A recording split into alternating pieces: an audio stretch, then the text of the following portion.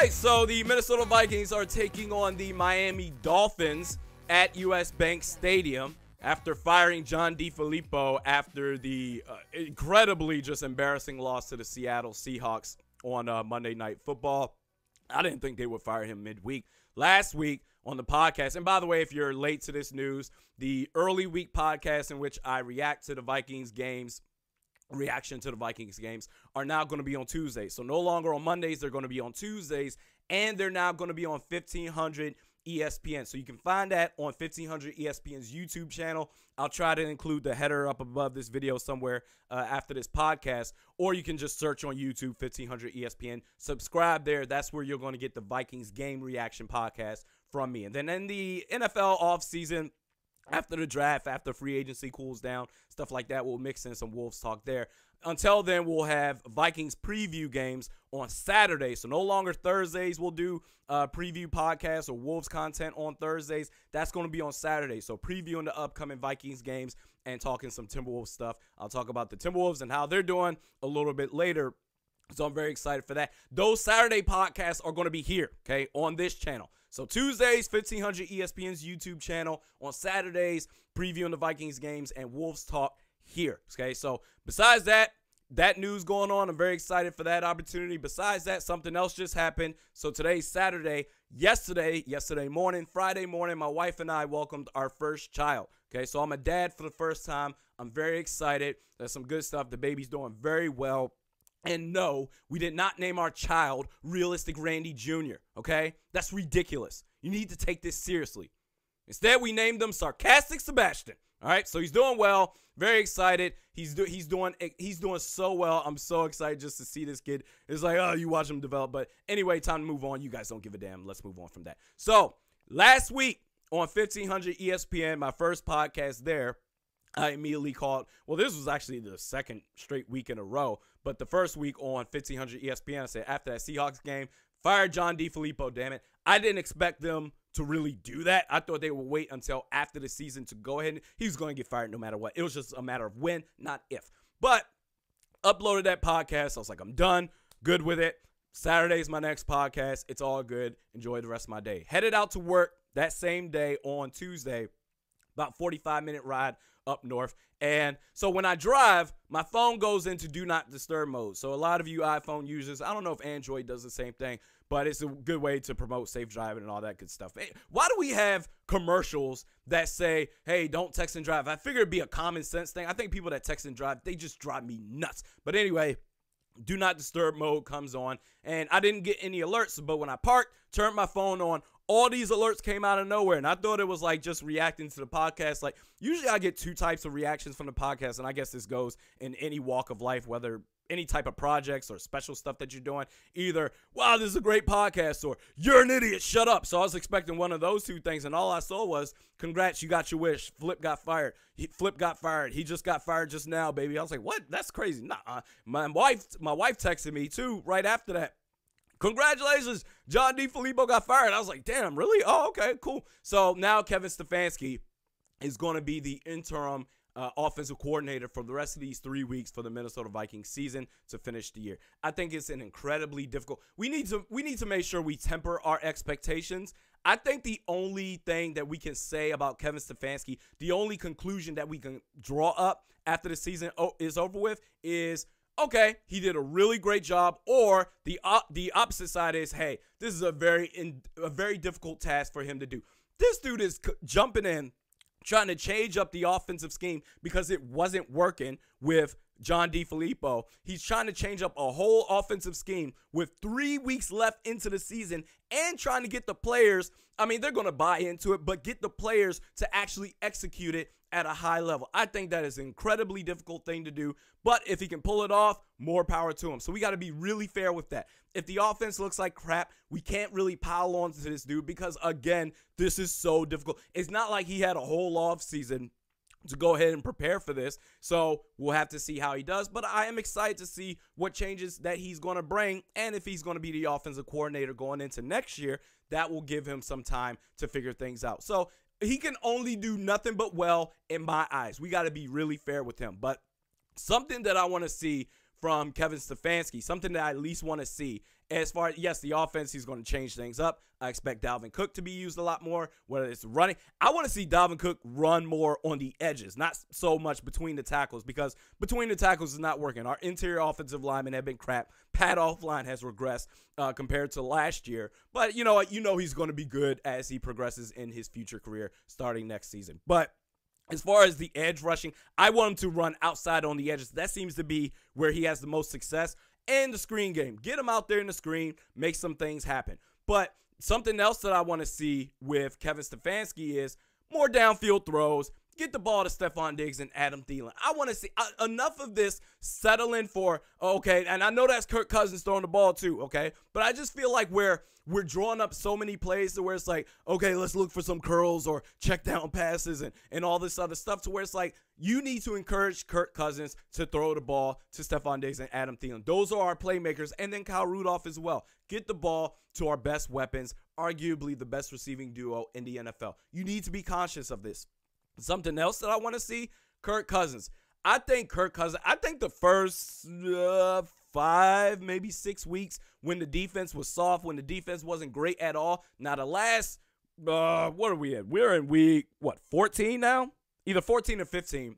So anyway, the last almost 2 months, the defense has been really, really good. Primarily because of the defensive line and the secondary minus Xavier Rhodes. I think Xavier Rhodes has been terrible. And for everyone coming at me, oh, Xavier Rhodes, what are you talking about? Not because I said Trey Waynes has been our best cornerback this year. You don't know football, damn it. What plays has Xavier Rhodes made besides giving up receptions or drawing penalties? Okay, now I know that penalty in Seattle, that was some BS. That was some complete BS. That pass interference call that got the Seahawks up to the goal line, that was some BS right there. But outside of that, what other plays is he making out there? I think he seriously regressed, and hopefully he gets back to form next year. But the defense has been really good. But Kirk Cousins, during that time when the defense was crap, Kirk Cousins was really good. That comeback he had in the fourth quarter at Green Bay, at Lambeau Field, was masterful. The game he had at LA against the Rams was really good. He has that talent. He has that capability to lead a team offensively. Now, the last couple of weeks, the last month and a half or so, he's been really, really bad. He's really regressed as the season went on into the second half of the season. I think a lot of it is, and I know people are saying right now, he's a waste of $84 million contract for 3 years. I'm not going to go that far, but he has played poorly. What I want to see from Kirk Cousins, and hopefully Kevin Stefanski can get this to him, is Kirk Cousins seems to me like a guy that just thinks too much. You know, you see him on these podiums and these press conferences, and he says all the right things, kind of like Christian Ponder, says all the right things that you want to hear from your quarterback. Well, we just got to work on this. Very meticulous in the way that he speaks. I get all that. But then when he goes out there on the field, he's like a deer in the headlights. He looks like he's clueless out there, kind of having brain farts left and right. That Seattle game, I think it was the first or second possession. You remember that screen pass that he threw to Dalvin Cook? It was like he threw it to the dirt somewhere, nowhere close to Dalvin Cook. It's like, dude, you're just thinking too much. I think back to last weekend. I played basketball at the local gym near my house on the weekends. Love to play basketball. It's good cardio for you. But we played pickup games and left to right, whether it's full court, 5-on-5, or half court, 2-on-2. I was playing 2-on-2, best of 3 with one of the good guys that I play with. I played with him for a while, and the first 2 games he was just clunking threes, just clanking threes left and right. And he's a pretty good 3-point shooter. But what I noticed was once he missed a couple of them, he was thinking too much. He was winding up his shot, making sure he was set. He was taking a lot longer to get his shot off. And then after the second game, I was just saying to him, I was like, dude, he was like, you could tell he was just down. He was just thinking too much. He was a little bit anxious and just feeling really bad about himself. And I was like, dude, listen, you need to wake up. You're a good shooter. You think too damn much. Don't think about the shot. If you see the shot right there, get your shot off, okay? If you got the space to get it off, get it off. If it's not there, pass it. Then once after I had that talk with him, this dude was hitting like 55% from 3 for the rest of the games that we played. It was unbelievable. I think, and look, I get that it's a pickup basketball game, and I'm comparing them to a professional athlete. Whether you're just playing a pickup game or you're a professional athlete or whatever walk you're doing in life professionally, the mind is still the mind, no matter how successful you are. I think Kirk Cousins needs to basically be let loose where he's like, don't think too much. You can make the plays. You have the talent. I think Kirk Cousins can make any throw in the National Football League that you need from a quarterback. I think he can make any throw out there, but he thinks too much. What I want to see from Kevin Stefanski is talk to him a little bit more, but I've noticed that when everything just falls apart for the Vikings, when they're down double scores, and like I said a couple of weeks ago, I'm like, it seems like that's when Flip wants to open up the playbook. No huddle offense. I think you need to see Kirk Cousins lead a no-huddle offense as much as possible. You need to do that as much as you can. That way, you don't go from, okay, you throw a screen pass in the dirt towards Dalvin Cook's feet to, oh, I screwed this up, and you got 20 seconds to think about it in between plays, like, okay, I don't want to screw up the next play, and then you're fidgeting and everything, you're all stiff and all that stuff. No huddle offense. Go, go, go, go, go. That way, you go from thinking and being what's the saying goes?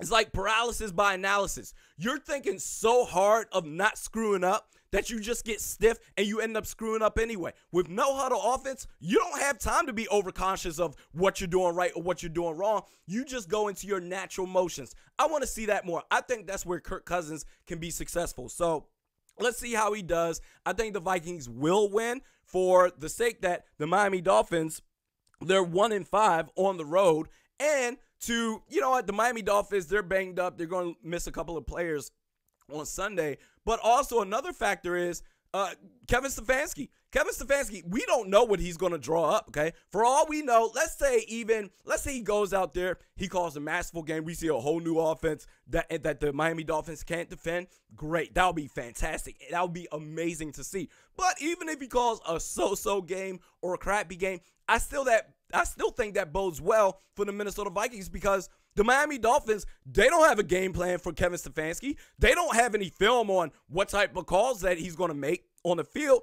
It's like a quarterback, like a rookie quarterback that goes out there and for the first time, he just lights up the field. And then you have a whole offseason to watch film on him and figure out plays to counter his strengths and expose his weaknesses more. Same thing with Kevin Stefanski. There's no film on this guy. So you're pretty much just auditioning, not even auditioning. You're pretty much just taking a shot in the dark against Kevin Stefanski. So I think Kevin Stefanski and the Vikings had the edge in this game. I don't want to hear nothing. I think they're going to win this game, but I don't want to hear nothing if the Vikings win. Say, yeah, Randy, they finally beat a winning record team. They're 7-6, and they barely got their. They should be 6-7, okay? How many times do you see all the last plays where they're doing a bunch of backward laterals and it actually works? Was it like 1 in quadruple bajillion percent chance of happening? And they made it happen. They're 7-6. Okay, but I don't want to hear, oh, see, the Vikings are back now. Let's see how they do. But hey, best of luck to Kevin Stefanski. He can do no wrong in my eyes as far as this year is concerned. Next year, you have a whole offseason to prepare.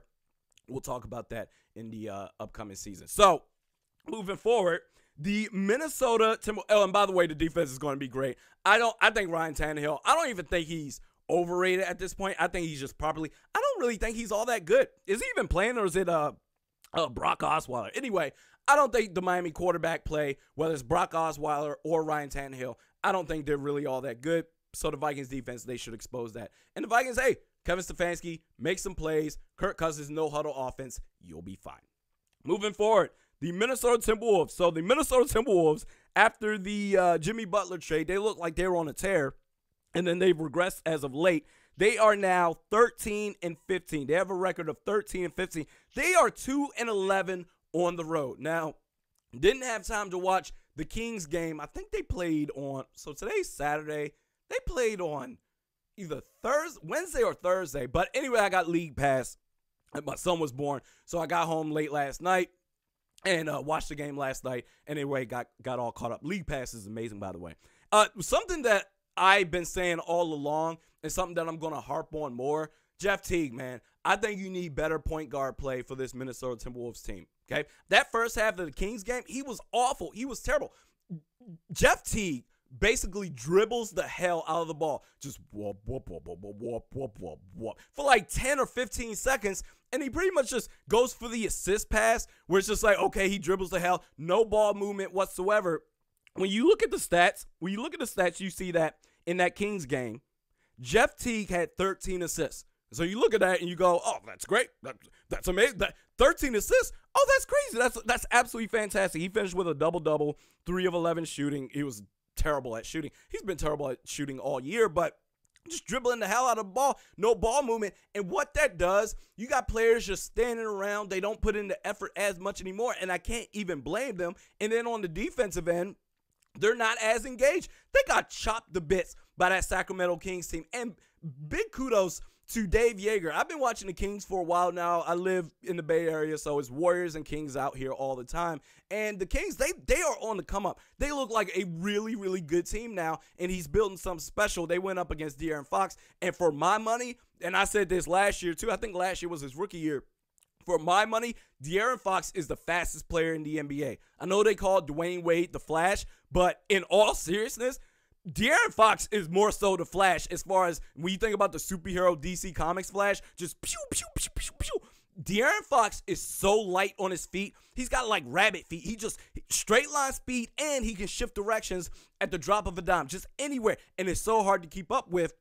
Very good mid-range shot. And when you're doing that, he frees up space for everybody else, gives a lot of other folks a lot of good looks. Iman Shumpert is having a rejuvenation in his career. So is Willie Cauley-Stein. He's playing really well with De'Aaron Fox. But not to get off on a little bit of tangent on the Kings, but you compare that where they actually share the ball. They actually share the ball, the Sacramento Kings. You look at Jeff Teague, he had 13 assists. Let me put it to you like this. The Kings starters, they had a total of 19 assists, okay? Now, the difference is their starters, they had a combination of 19 assists. Nemanja Bjelica, by the way, he had a revenge game against the Minnesota Timberwolves. You can tell, much like Cordero Patterson against the New England Patriots a couple of weeks ago, where, Cordero Patterson and Bjelica, they're kind of the same as far as they got kind of a raw deal when they were in Minnesota. They go to another team, they face their old team, and they kick some ass. They were big pieces. Bjelica in the Kings win.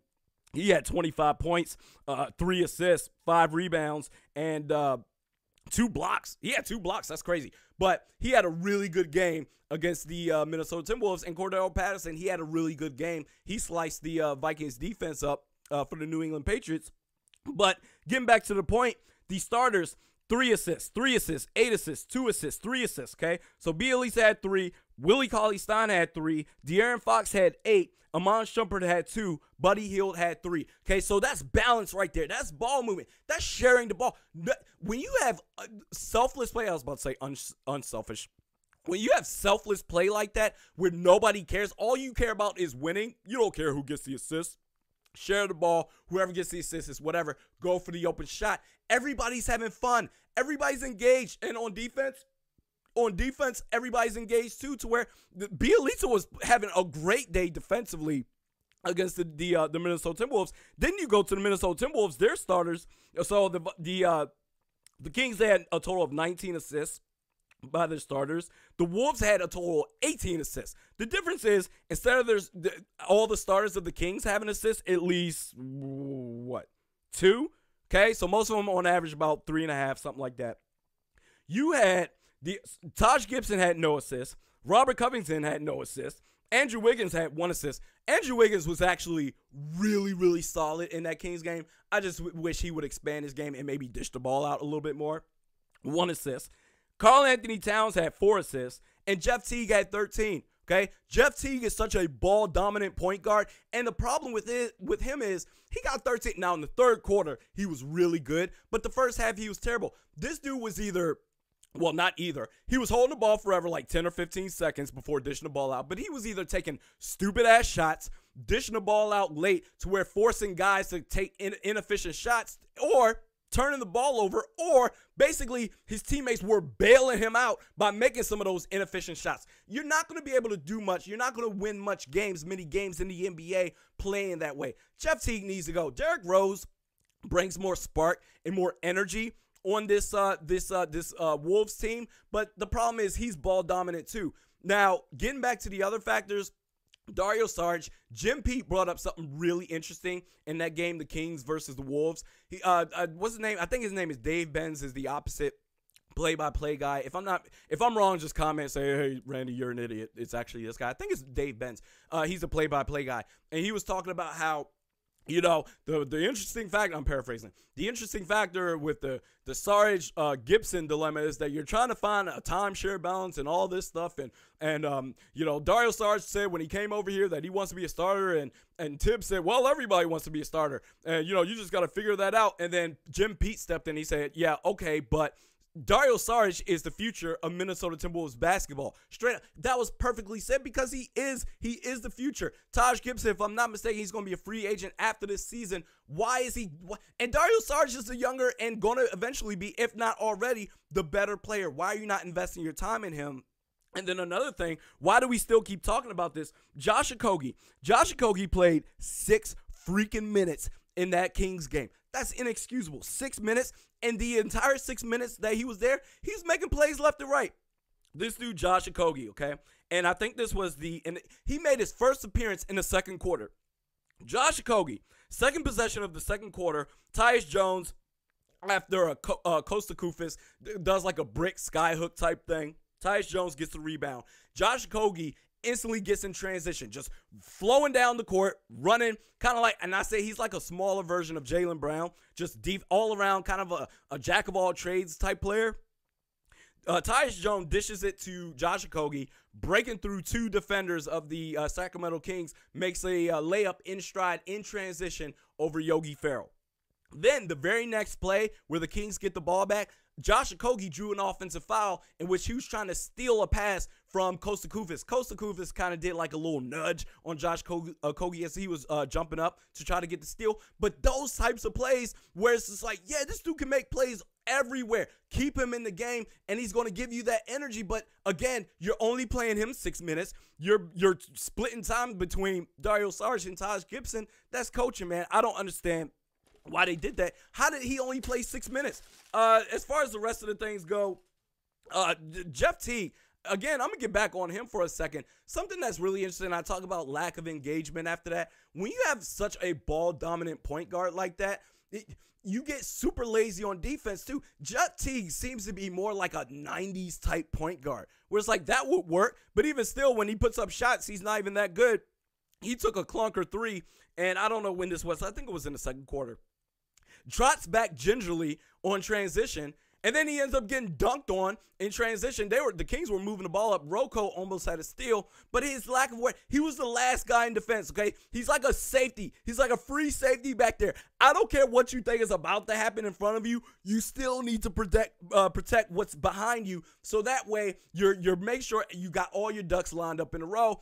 Ends up getting caught off guard. Buddy Hield dunks on him. You can't be having that type of stuff, man. So Wiggins was very, very solid. I think the Wolves, they had a very explosive third quarter. But what's interesting is the Wolves dominated in the paint in that game. So they ended up losing 141-130. They dominated in the paint. The Wolves did 70-52. The difference is the Kings were raining threes left and right. 19 of 38 from the 3-point from beyond the arc. That's crazy. They shot 50 Cent from the 50 Cent.